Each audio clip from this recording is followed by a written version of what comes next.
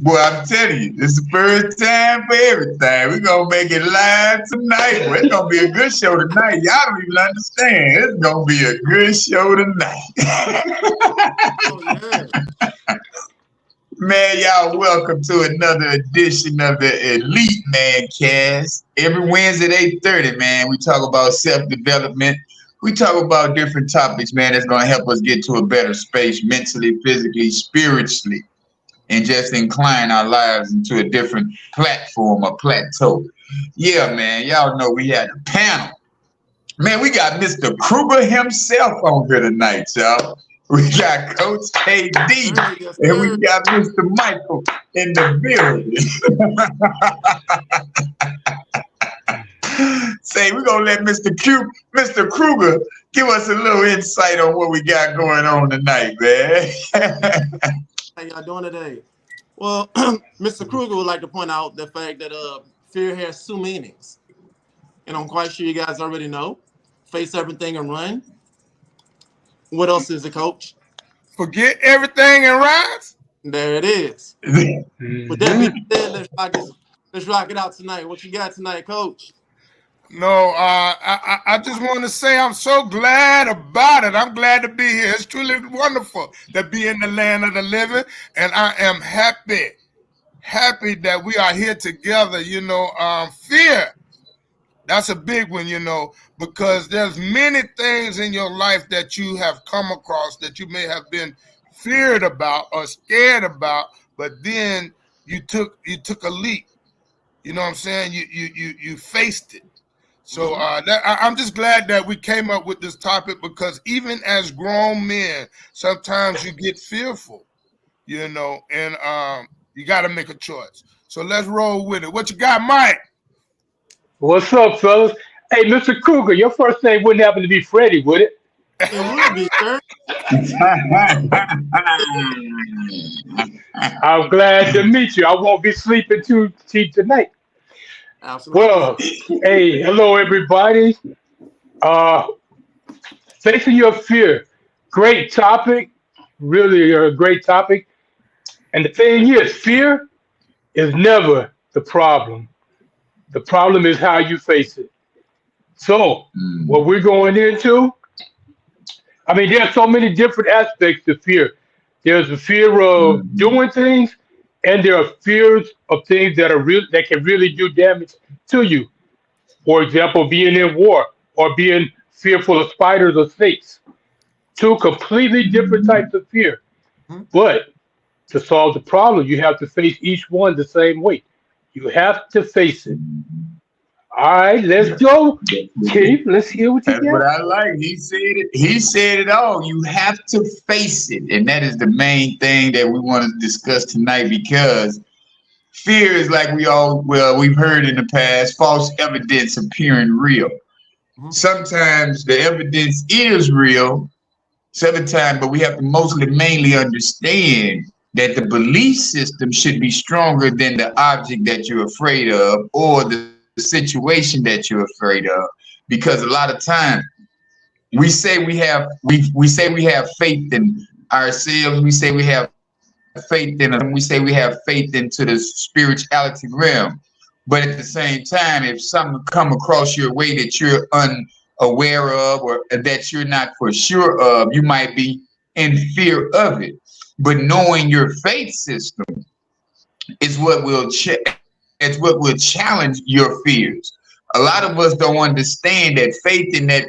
I remember now, guys, it was quantum mindset. Once you have that once you embrace your quantum mindset, that's when you and your fears will deplete and diminish at the same damn time, man. Because I tell you, a lot of things out here that we have been afraid of, and that was only because we didn't know the gist of it. We didn't know the background of it. We didn't know the real meaning the harm that it really could cause. It's like a lot of times we were growing up in these inner cities, we feared a bully. We feared somebody who was so-called gangster. We feared our moms, a lot of us, because we knew that belt was coming.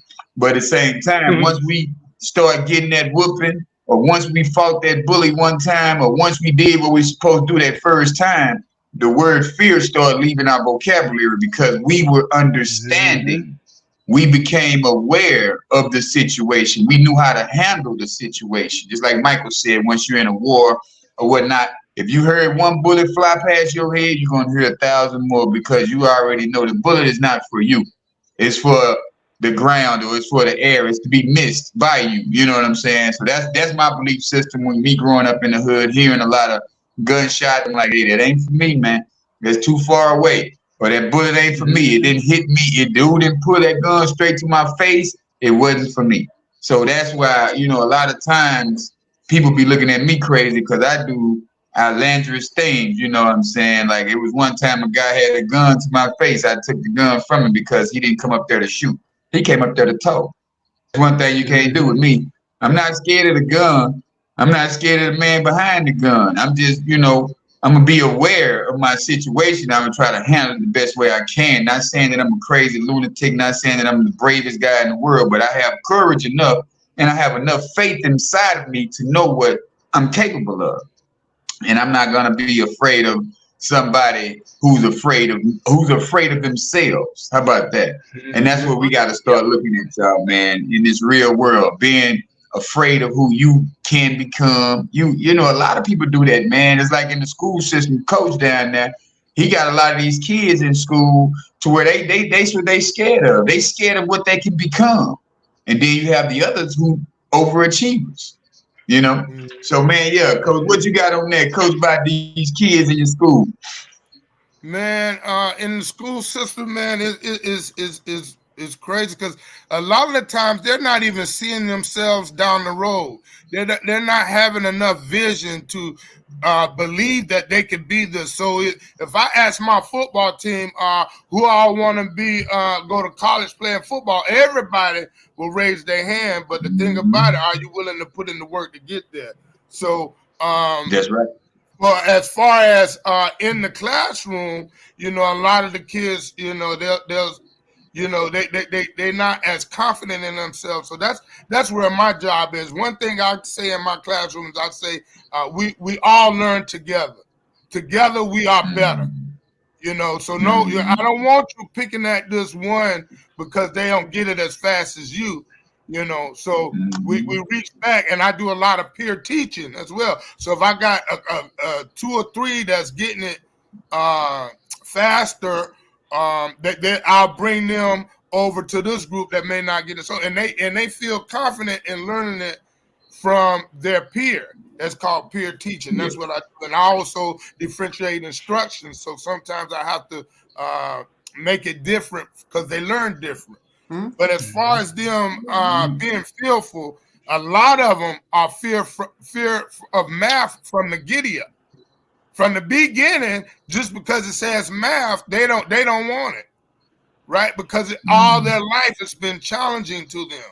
So that's the thing. Fear comes from afraid of challenge. When something is difficult, we become fearful. So you got to make it a way where it's soothing and it don't seem so stressful to you. So that's where the different aspects, different ways of teaching come in. Not only with math, but with different subjects. So when you give them hands-on and you make it fun, then they won't be as fearful. I understand that definitely. I know when I was a kid, I'm not gonna call it fear, but when it was later diagnosed, I found out that I had ADD as well as dyslexia. Wow. But then I turned around and graduated a salutatorian and graduating class. I have 2 operating businesses. Come on. So, being a kid, y'all probably witnessed the same thing, the teacher, like, you calling on everybody to read a paragraph in their book. So it's like I used to count ahead, like, how many kids? Okay, she on the first row. So the 5th kid, all right, boom, right there. So I'm the 7th person. I got to get a paragraph. So I started reading the paragraph because I want everything to come off like food on point. Because, hey, I'm scared that they're going to know that, something wrong with me or whatever. But it's like I started using my fear as motivation, which is why, they push me with everything that I do. So fear, face everything and rise. That's it. Yes. I like that, man. When you can change your fears into make it to your courage. That now it becomes your courage. That was a part of me growing up because we were moved from neighborhood to neighborhood, and then you meet these new kids, and some of them are tougher than you. Some of them claim they're tougher than you anyway, and they try you. They'll push your buttons. They go after you. You know what I'm saying? So then that's when you have to be like, you know what, man? Say, man, what is what it is. We're gonna fight, fall out, whatever the case may be, and then you're gonna be, come back into your senses of like, hey, okay, now I'm back to reality. Now what we doing tomorrow, y'all? We're gonna play football again. We're gonna ride the bike. We're gonna, Yeah. And then, the older we get to them challenges like Mike was saying earlier about the wars of the world, getting into the service, doing challenges of jumping out of airplanes and things like that. That's a part of, I think that's more of excitement than it is fear. Mike, when you were going into the service, how old were you, Mike, when you went into the service? 17. Wow. Wow. I was 17. And the thing is, when it comes to something like that, none. Vietnam was over. It just ended a few years before. So all the drill instructors I had, drill sergeants, were all Vietnam vets. So they were teaching you how to survive. So the whole time I was in the peacetime army. So it was like go in, do your job, and let the army pay for your education when you get out.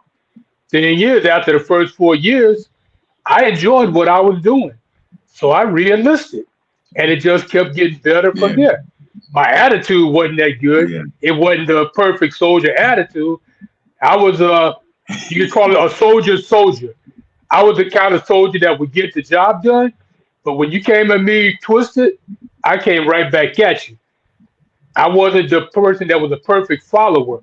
I would follow when what you were leading made sense to me. If it didn't, but see, the fear is one of those things that's sketchy because a lot of people fear the unknown, and that's the basis of fear, is not knowing what's coming next. Right. And if you don't understand what's coming next, it's like going to the dentist. You know you're going to go to the dentist. You know there's going to be some pain involved, and you can be scared as hell when you up until you're in the seat. But then the dentist says, okay, you're going to feel a little pinch. You feel a little pinch. Then you feel a little numbness. Then it's like, you can't hardly talk afterwards, and it's over. So most of the fear is in our minds, more so than in reality. Yeah, I wasn't scared to go to the because of fear, because the amount I paid for my smile, I got some good jewelry. So let's go ahead and I got a question for you, Mike. You said something about you wasn't a good follower. What is something you can share about that experience with a younger person, that might be taking a jump into military or something like that? How could you share with them something to do different than what you did? Because it seems like that was somewhat of a problem. The thing is, I came from the streets. If like you say, if you come at me in a certain way, I'm going to come up against you. It's like if you push me, I'm going to push you. So you're going to battle. The thing is, I had to learn, which I had a Vietnam vet. This guy took me under his wing and taught me how to use the military system to my advantage. Because what I was doing before that was fighting the system. Because the system is, you got somebody they call it a superior officer. All right, his rank is higher, so you got to respect his rank. But he taught me you don't have to respect the person, but you do have to respect the rank. So you have to go about things a little differently. It's like if I go talk to the mayor of the city, I can't go up to him and be like, motherfucker, you did this and blah, blah, blah, and punch him in the face. I'm going to be arrested.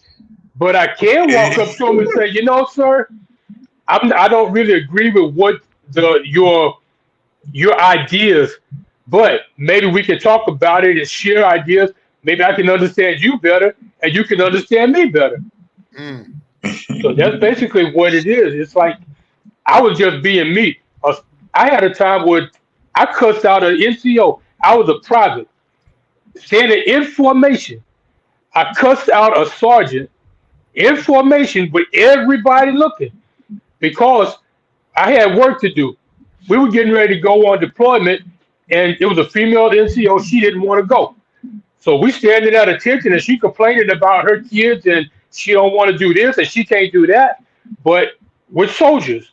If they tell us to go, we go. So all I did was ask the question, Sergeant, is it okay if I go get to work? She turned around at ease private. Basically, all I had to do was shut the hell up. Instead, I said, bitch, who the fuck you think you're talking to? And I went off. She stood there crying. When I came to the commander for my Article 15, which is disciplinary action, he's like, yo, what happened? I told him exactly what happened. I told him what I said and why I said it. And he was like, you're a good soldier when you're in the field. But in garrison, you just a total fuck up. Took 2 weeks pay, gave me 2 weeks extra duty. And that was the end of it. But see, the thing was, I let my mouth run before my brain clicked in. That's what the other sergeant taught me to do. Instead of reacting first, think about it and then react. Yeah. But see, that's where a lot of us make the mistake, because like if you're scared of something, you know what I'm saying? If you're afraid of something, you might say something, like in a scared manner instead of being in a brave manner. But at the same time, if you just like Mike said, be patient, sit there and just all you gotta do is sit there and be quiet, breathe, take some deep breath, put your mind in a happy place, do something that's gonna attribute in a positive way to what you're thinking. Even if it's snakes or spiders, all I got to do is walk around the spider, regardless if it's there or not. Just walk around it. If it's a snake, don't get too close to the snake. We know it's going to do what it's supposed to do, and that's protect itself. Snakes aren't just out just riding around, okay, I'm going to go grab something today. They know what they're afraid of. You know what I'm saying? They know if you just in their environment, oh yeah, it's lunchtime, I'm hungry. That's what I'm going to do. I'm going to eat. Yeah. That's like a lion. You see people now walking with the lion, holding the tail of the lion. I've seen Slim Thug. I've seen, I think one of the females, one other lady, they was walking with the lions. And people like, man, that's a lion. You won't. But if the lion done ate already, you don't have nothing to worry about. It's like an alligator. If I done ate, I'm straight. You don't have to worry about me. So we got to understand, Yeah, exactly. It's like the story they just somebody's passing around now about the lady who slept with the pet snake. He quit eating just to size her up. She was afraid the snake was gonna die.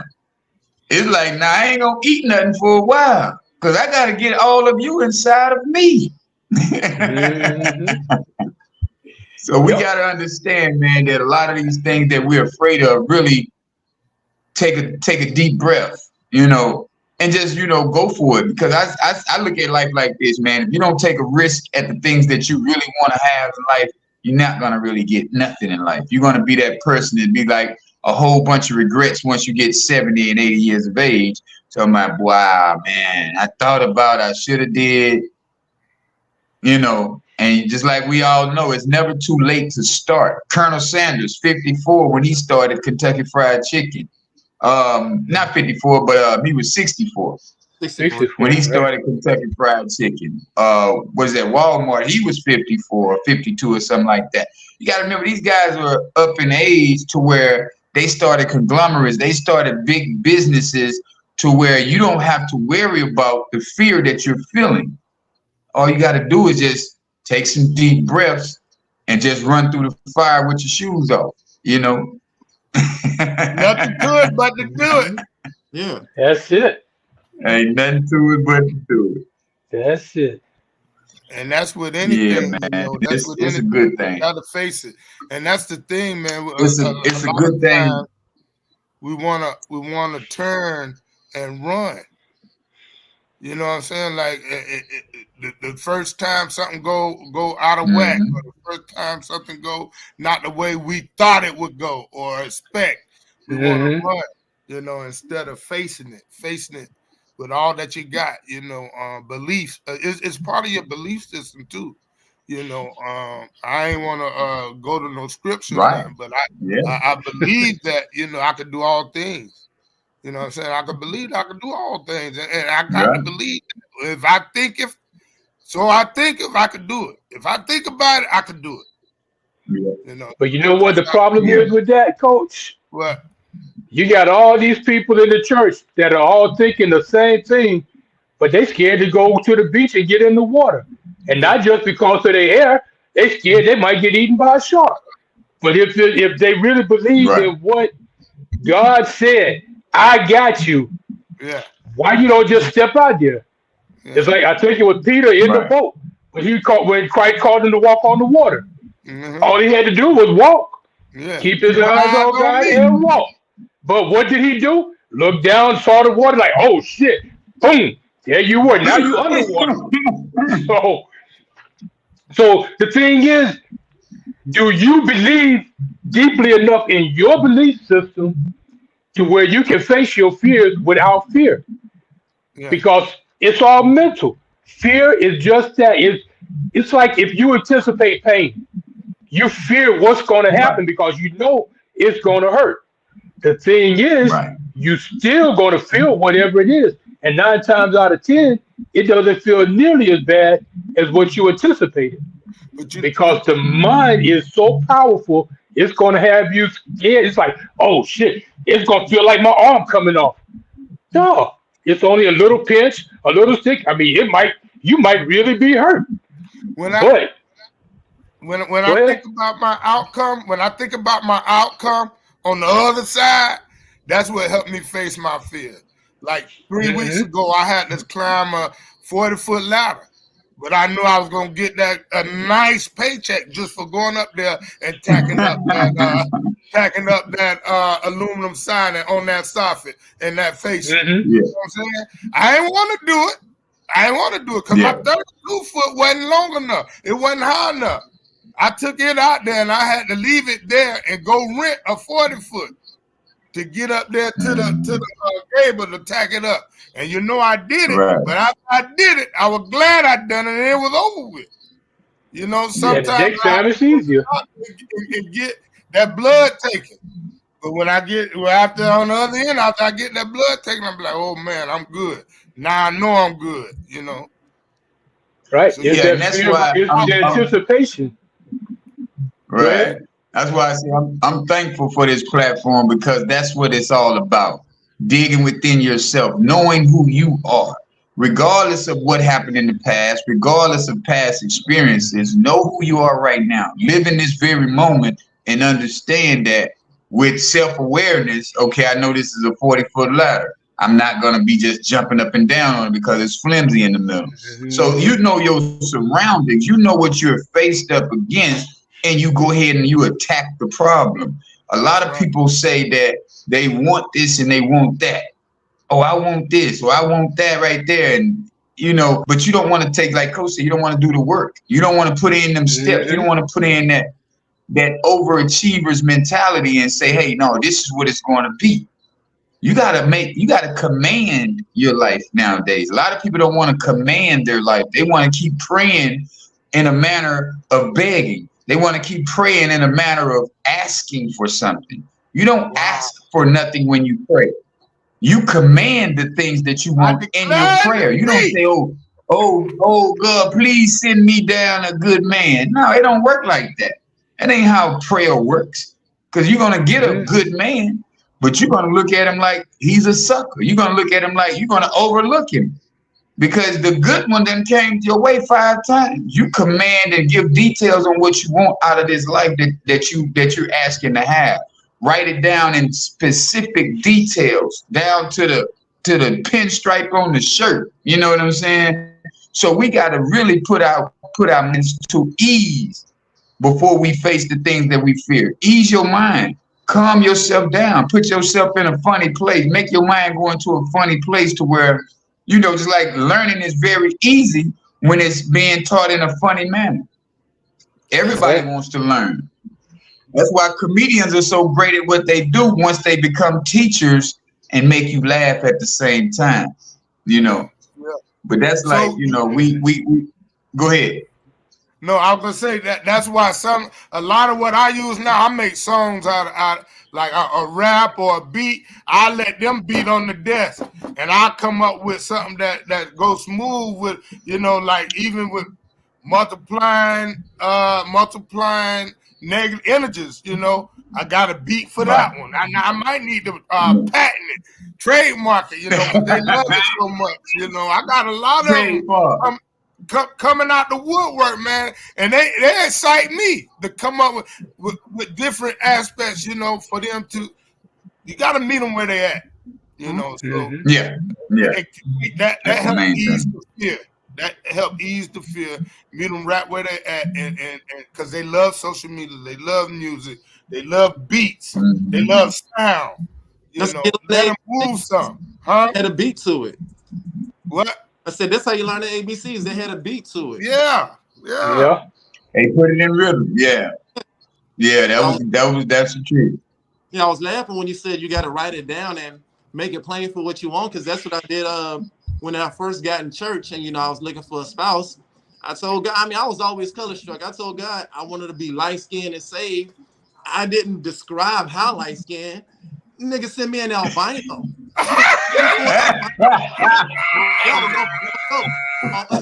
My ex-wife is albino. Like crazy there. He was saying, I'm like, Lord, this the okay. You got jokes. That's the lightest you can get. You gave me white. Yeah. Okay, but I learned what I want though. So yeah, that's right, man. Choosing that dude out of control, wow. man. Yeah, give me an albino, man. Yeah, it might be good though, man. So when we talk about fear, man, you know, you got to put in the word phobia, you know. So we know that phobia. There's so many different types of phobias, you know. All the way, and I was interested in when I was looking all this up. That is a multitude of them, man. Like spiders, animals, closets, you know. Just I can't even pronounce all the phobias that I saw, man. I was like, man, this is something, man. And it's one of the highest mental illnesses in the land. Yeah. Right. I was like, goodness gracious. Well, high blood pressure. Yeah. High blood pressure can cause fear high blood pressure can be caused by fear. That's it. Right. Anxiety. You know, you don't understand the number of ailments that are caused by fear. You get a heart attack by fear. You know, we get these diseases in our bodies because we put our bodies on such a stress mode to where it just overstresses and overworks a certain part of your organ in your body to where it transforms and make a white and blood cell, white and a red cell connect when they're not supposed to be touching. So you got to remember that even though you might not like something, you might not be favorable about doing a certain task or doing a certain thing, you still have to become aware. If you know that you're going to be jumping out of a plane tomorrow, go look up probabilities, or maybe not look up probabilities. Just have you a shot of liquor and just jump out. Make sure your parachute work. You know, it just depends on however you want to handle your stress, however you want to handle your anxiety, however you want to handle your fear. Huh? What'd you say, Mike? I didn't say anything, but I will say when it comes to jumping out of planes, can you hear me? Mike done frozen. Yeah. We can hear you. You can hear me? Yeah. Now, what I was about to say is when it comes to jumping out of planes, the simple thing is you just have to trust yourself, trust your training, trust your equipment. Now, what I found out in the Army, the people who pack the parachutes, we don't do it ourselves. Somebody else does. But those guys, when they're doing the parachutes, you got to expect to come through and say, did you pack this parachute?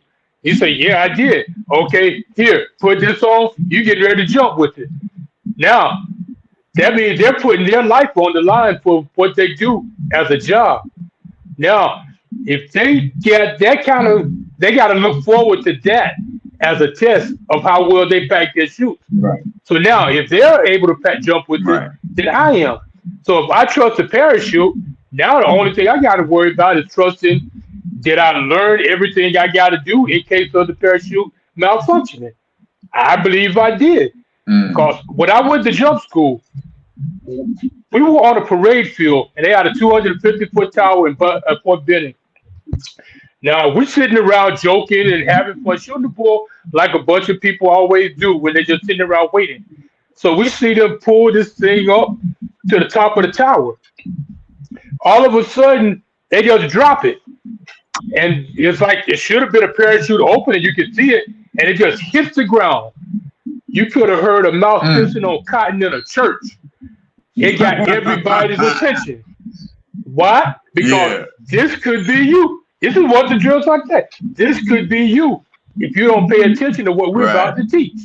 You think anybody didn't pay attention? And there are some malfunctions. It's not serious, but it's like you jump out of an airplane, a C-130. You go out the door. You got the drop wash from the airplane. So that's the air that's shooting by. When you go out, it's going to just throw you out all over the place. If you get a good jump, you get through it, and then you drop. You don't even really feel yourself dropping. If you don't, you're going to be spinning through the air, and you got a bunch of twists in your parachute. So now you can't steer your parachute. And the thing is, when you're coming down, you're picking up speed. If the wind is behind you, you're coming down faster. So to slow down, you have to turn and face the wind. That slows you down. So you don't end up breaking every bone in your body. Thing is, if you got a bunch of twists in your parachute, you can't steer. So now you got to rise, reach your hands above your head, grab your risers, pull them apart, and kick your feet like you're riding a bicycle. You know how many times I had to do that? Riding like a motherfucker. Wow. But when it opens up, now you can face the wind, slow down. You're going to hit like a ton of bricks regardless, but you're not going to break every bone in your body. But then there's also a time where I jumped out. Yeah, I jumped out of a plane. I got sick in a plane. One of my near-death experiences. I didn't even hook up. The jump master was saying, go. A friend of mine turns around like, Mike, hook up. Grabbed my line, hooked it up. We started going toward the front, and all I remember was handing the line to the jump master and just falling out. Next thing I remember, waking up 3 days later in the hospital. Got a stomach virus. Wow. All of a sudden got sick on the plane, didn't remember shit. But I was since I was passed out, my body was completely limp and relaxed. I hit the ground, ambulances got me because they saw I was non-responsive coming out of the plane. Took me to the hospital. Well, that right there might scare some of y'all. You see that right there? That'll put fear in some people. People be like, a lot of people ain't gonna want to do it. Yeah, I ain't never jumping out of a plane. Right? Mike done fucked us. Mike done put that in my head. I'm not jumping out of nothing no more. I used to want to jump out of a plane. But the thing is, it's always the unknown. That's all it is. The fear is basically not knowing what's coming next. Or you expecting something that ain't really going to happen. Or you say, oh, my chute might not open. It's true. Right. It's a 50-50 chance. But if you don't do it, what's going to happen then? Later on down the line, you're like, damn, I should have done it. I wish I had done it. Because, I mean, like, even with my fiance, I convinced her to go skydiving. That's why we ended up doing simulator, because she still I saw it. Like, okay, we could do this. So I took her. She enjoyed it. She still don't want to come jump with me, but I'm like, hey, whatever. Right. Yeah, the thing is, when you get up there, you'd be scared as hell. We had a guy that was so scared to jump out of the plane, the drill sergeant got behind him and put his foot all in this dude's ass, kicked him out the plane. But once he got down, he was good. He was ready to do it the second time. I love heights. So it's like the first time I went when I was 21, it was nothing to me. I mean, I was younger, so it's like, okay, cool, whatever. And it's like an adrenaline rush. I'm a junkie for that. So it's like exactly. Right. It's not Yeah, me. that was us Not for growing me. up. We used to love the roller coasters and all. We want the craziest roller coaster. Me and my family, Mm-hmm. we used to love it. Me and my sister, my homeboy, and them. Boy, let's get on this one. This one go real high. This one go real fast. So you gotta understand once you make your mind up. That's what it boils down to about fear, man. Once you Yeah. understand what you're against, once you already be like, you know what, whatever happens, happens. I'm gonna go ahead and do this, or I'm gonna be like, just take the exam. Don't worry about the exam. Don't worry about nothing. Just go ahead and write your answers. Van T, what's up, brother? What up? What Yeah, up, we B? do have to do it, man. Just use. I realize that a lot of times too. Y'all realize how far from nature we've become.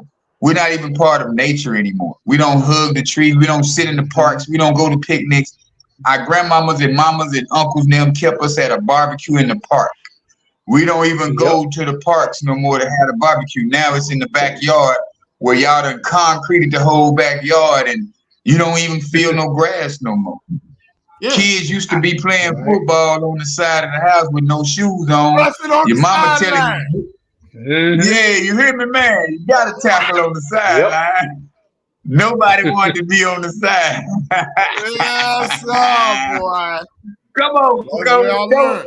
hey, boy, take us back. Don't take us back. Yeah. Man with the ball. All that. But those are the yeah, man. But those are the things we have to understand when we're growing up. We don't have those fears, but you know what happens? We become adults and we listen to people who don't have a belief system. We listen to people who will tell you something is dangerous when they have never tried it. You will listen to somebody who's closest to you that will have you in a state of absentee on all the great things that you could have accomplished because they don't have the heart to do it, And it's a lot of times, man, we got to remember once you change your people, places, and your things, you'll become a whole different person in your same environment to where you looking at that one person like, man, they used to be my best friend. They used to be my best friend. But I realized that they were the ones who was holding me back.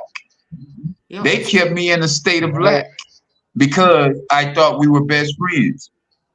But your real friends are gonna be the ones that say, nah, man, let's read up on it. Let's see what we can do to help you get through this fate, this afraidness of what you got going on, what you really want to do. Be like, do you really want to do it? Yeah, let's do it. But then you got them friends, man, I wouldn't try that if I was you. Boy, nah, man, that sounds crazy. Man, it's like it's crazy because you don't want to do it. That's not in your, you know what I'm saying? And if you don't tell people that's close enough to you, man, I don't know about it. Maybe you should read up on it. You know what I'm saying? That means you're really not there for that person's better interest. This one female told me, she said, man, I was wanting more for you. I didn't want nothing from you. I wanted stuff for you. So that's why I responded and I treated you the way that I did, because you didn't want it for yourself sometimes. And that was like, damn. So you got to remember the people you interact with.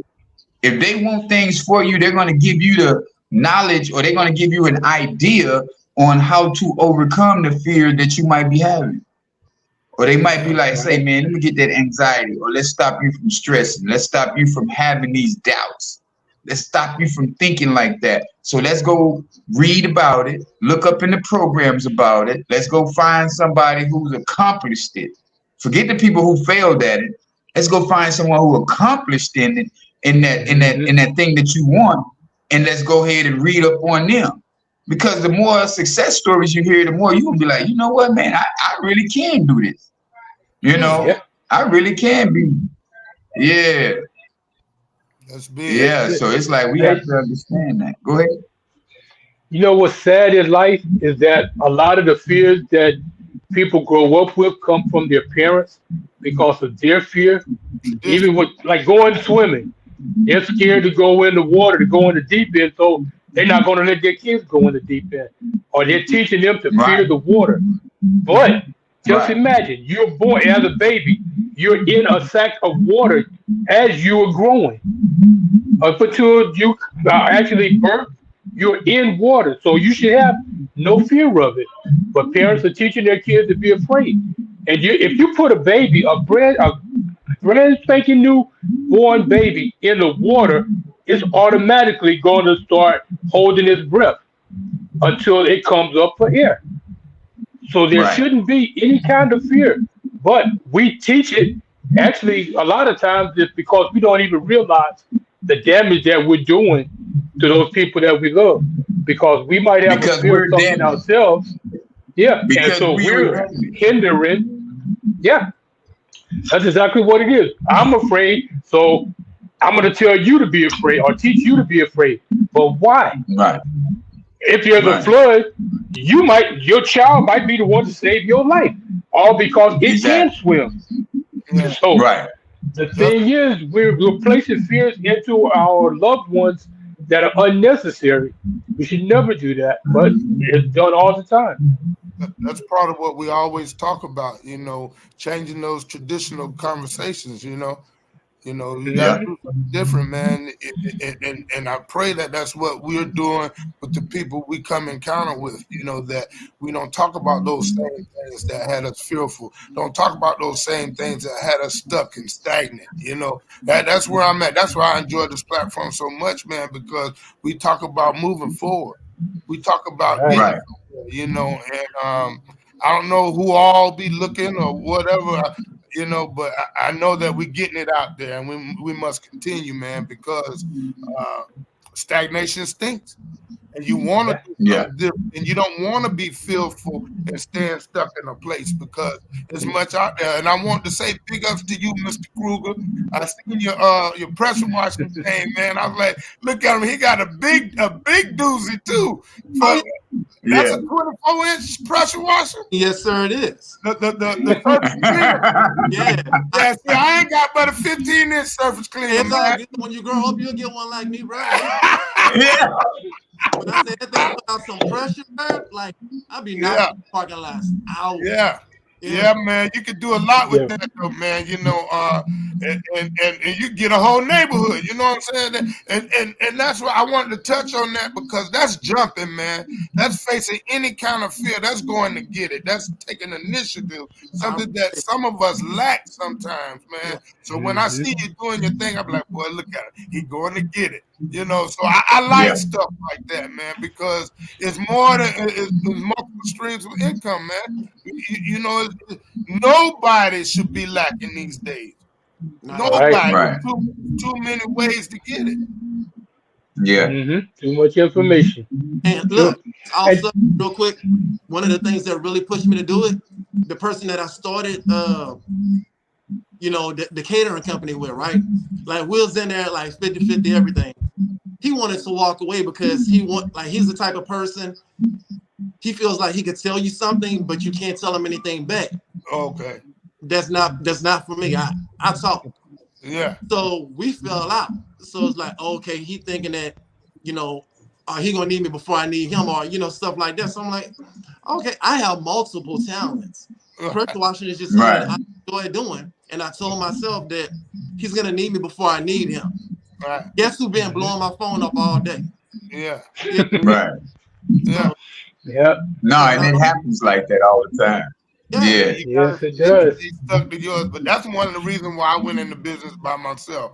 But I'm learning, like, sometimes you can use some other good people, but the thing about it is like-minded people. See, Yeah. that's what I'm Right. looking at. I'm on my personal But development. see, that's what another thing too, Coach. We can't take one situation and say, "Oh, I'm working by myself for the rest of the duration," and be like, hey, man, they gonna mess up.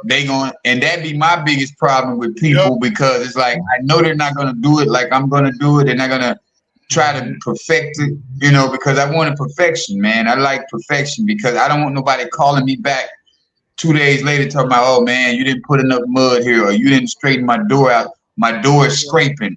My door, you know what I'm saying? My door ain't closing properly, or my window don't shut right."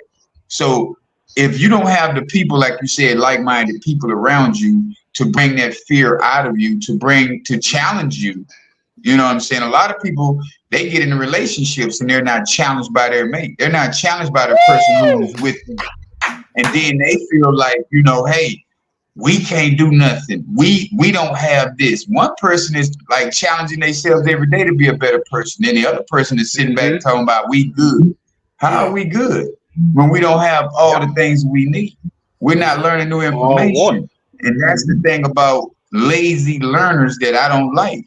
You know what I'm saying? If you're going to be a lazy learner, just stay the fuck away from me. You know what I'm saying? If you're going to be somebody who wants to, let me try that new dish, or let me try this new thought process, or let me try this new thing. You know what I'm saying? You're going to try something. You always willing to do new things. That right there, that beats fear in the butt, man. That kicks fear in the butt. Yeah. But if you're the type of person that is every day you get off work, you got a routine of watching TV and drinking a beer, that means you're not going to have anything in life. You're not going to accomplish the things you really want to accomplish. Not in the time frame that you think you have. Yeah. Because like I had put a meme up the other day and it was like, it's an invisible clock ticking, man. Woo! So you better do what you need to do and love the ones you need to love right now. It's an invisible clock that's ticking. You don't have the time you think you have because you never know when it's your time. So instead of worrying about what might happen, if you do something, think about the things that will happen if you don't do it. Yeah, you're right. Think about the person that you'll be if you don't try. Right. That's the biggest fear that I feel. Like, man, I didn't give myself the opportunity to go ahead and learn this right here, so I could have made that money. I could have learned this new thing and made more dollars than I am doing what I'm doing right now. Yeah. Right. So it's always, we do have to, and then it's going to be, I'm going to tell y'all this too now. It might be boring. It might be hard to grasp because you're not in the educating yourself type of environment every day. But the thing is, if you do 30 minutes a day of it, learning the terminology, not technology, but learning the terminology and technology of what are you trying to accomplish or what you're trying to move into, you have to do 30 minutes a day until you're able to do an hour a day. But you do have to start somewhere. Yeah. That's like self-development. Yeah, it was like self-development. I had to get into it. It was just like every time I got in a space by myself when nobody can talk to me, that's what I'm doing. Listening to a tape, listening to an audible, looking at a new thing on YouTube about a new way of self-development. Listening to listening to it repeatedly though. That's the thing about too. Fear is something that you repetition. That's how you beat fear, or that's how you move away from stress or move away from anxiety. You have to be repetitive about the things that you're trying to get away from on how do I get away from it? How do I cure this every day? Yeah. Because it's not a one-time thing. Go ahead, Coach. Kruger. Oh, no. I was just going to say, because there's one thing, like, I never did smoke cigarettes. Like, my whole thing is, y'all probably wouldn't even believe it, but it was like Grizzly Long Coat Wintergreen. So when I decided that I just wanted to go ahead and quit, it was hard at first. Well, not hard. It was a challenge. So like every time I wanted to go and get a can, I'll put that money aside. And it's like, I did it for like 6 months just to see how much I was going to end up. How much do I actually spend on this stuff? And probably it was a hell of a lot. Because back in New York for a can in Baton Rouge is what, like $6, maybe $7 in New York is $11 a can. Wow. For that one can. Yeah. You used to pack it like that too? Yeah. Wow. I'd asked him, I'm like, yeah. I didn't. You spending your TV? He was like $450. I said, so how much did it cost you? He said $450. The average American watch about 6 hours of TV a day. So you multiply that 365. Your TV actually costs you about $45,000. Yeah. That's what you got made, but you sitting over there doing that stuff. So like you said, just changing of the mind. But yeah, packing it like that, that was me. And I did a little dip a little bit. I had a little phase, But when I think about it, man, I had so many phases, and that's why I say it's hard for me to try something. I'll try something in a minute, but I'm glad that I've redirected that. I don't want to harm myself anymore. You will stop bucking nasty with naked white women. That's a lot, That's a lot. Lot fucking nasty, boy. I tell you, man. I done come a long way from that, brother. A long way, man. And I'm glad. That's why when I come on this line, man, when I say I'm glad about it, I'm truly glad about it, man, because I've been in a place where I've been depressed. I've been scared and afraid of what's gonna happen in the next minute, the next hour, the next day, man. I just have to look over my shoulder, different things like that, man. So when I come on here, my presence, I'm like, I'm glad to be in the land of the living, because there's so many times I could have been gone from here, and I never know the day or the time when it's gonna be. So I'm living it to the fullest. I'm sucking all of it up to be better every day. Like, you're not afraid of dark times, because you ever walk into a dark room and you can't see, but then your eyes start to adjust. Yeah. So through my house or wherever I'm at, because it's like I said, your eyes adjust to it. That's you adjusting to your life, man. Okay, I can move through the dark. I'm good. So instead of them trying to walk from me, the old me, oh man, don't right now. Fuck you. I'm good. But then let me give you some rundowns. I'm gonna say some things about what fear can cause to your health. I was reading about this too. It's like it weakens our immune system. It can cause cardiovascular damage, gastrointestinal or whatever it is. Y'all know what I'm talking about. Gastrointestinal problems. That's what I'm talking about. Yeah, such as also as an irritable bowel syndrome. And it also can decrease the fertility in a woman. Yeah. Wow. That's why a lot of couples are together, because they're afraid of what their body going to do. The woman might be afraid of what her body's going to become. She might be afraid of, is this guy going to be around when we do have the baby? So we do have to understand that fear is just not this one thing that is a come and go thing. No, fear is something that can damage your body and your mindset for a long time. Because it's like if you was you was in that neighborhood, or you might have been faced with some challenges when you were young, you're gonna hold on to that because it's in your subconscious mind. You've programmed yourself to not want to learn that, because it's like that happened to me and that drove me. Oh, it's like somebody who bombed on the stage at the talent show. Oh, I can't get back on stage no more. I don't ever want to perform no more. And now you're off into a phase. Yeah, you forever into a regret stage because you have a beautiful voice. You just made a mistake that one time. If you would have kept going, you would have seen that the great people in this world make more mistakes than the people who are average. Wow. You know what I'm saying? Right. So we do have to understand that part right there. If the reason you're not successful because you haven't made enough mistakes, man. And success is not global. It's not a worldwide thing. Success is something that, hey man, I read 2 pages today. I didn't read 5. I read 10 pages today. Yesterday I read 1. But you failed. You didn't do. It's not a failure. It's just a test that we have to take ourselves through day by day and challenge ourselves day by day. And I really believe that we can all overcome fear. And on another aspect, they say that courage is not the absence of fear, but it's going on in spite of the fear. But the thing is, the fear can also be your friend, because a little fear makes you cautious. It makes you think and analyze what's going on before you do something. Because sometimes just jumping in head first. So sometimes that little fear, and then there's a time it's like in the military. If you don't have a little bit of fear, you're stupid. Something's wrong with you.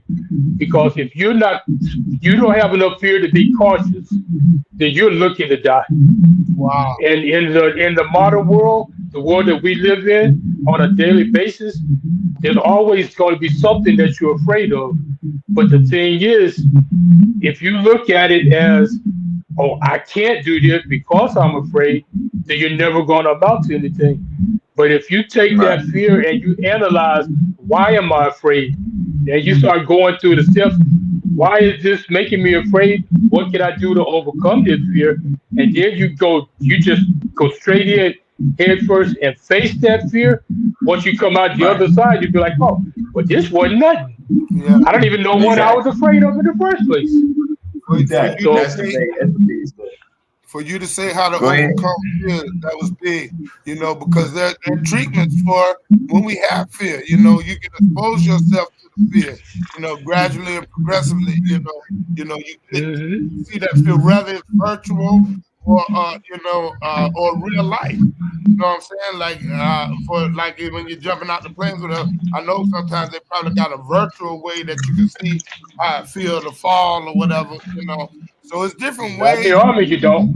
Oh, not in the army. Oh, okay. Well, No, I you know just there's do it. different ways to treat the fear, and then you have a cognitive way where you can just learn more about what it is that you do feel, the different thoughts Exactly. in that aspect, and they got Exactly. medication for it. So, it's a lot of ways you can overcome it if you really, really want it.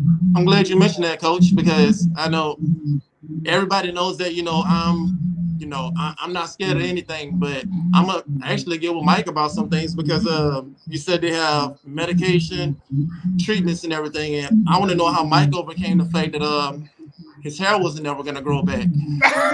I'm 42. Hey, Nose down the hair, big and I really want to get with Mike to find out, like, hey, I want to face my fear, but I'm gonna face Rogaine or surgery first. I'm gonna go to Turkey, and I'm gonna get it done. If Mike Get don't, it stitched in. Hey, I tell you right now, man, the best thing to do is those little stubborn strands, go on and cut them off. oh, okay. Just cut it all off. Let it go. Like in Frozen, just let it go. Let it go. Let it go. Let it go.